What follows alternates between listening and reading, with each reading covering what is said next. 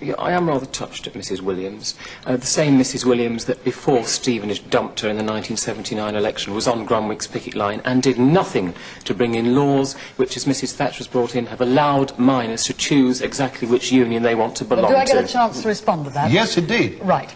Briefly. Number one, sir, when I was on the Grunwick picket line, there was no violence of any kind, and I make no apology for it. I have at home 10 apologies from cabinet ministers in the Conservative government for having suggested I had anything to do with violence at any time. I didn't say you had anything to do with you violence. Mentioned this. No, you didn't, but you gave a very clear insinuation which is untrue. No, I did not. And I'm entitled to say it's untrue because I know it's untrue. And secondly, my party... Was this the Labour Party or was this the SDP? SDP, and don't be cheap. No. One of the reasons I left the Labour Party was because I didn't believe that because people you lost your seat and you knew you were going to be deselected. Oh, come.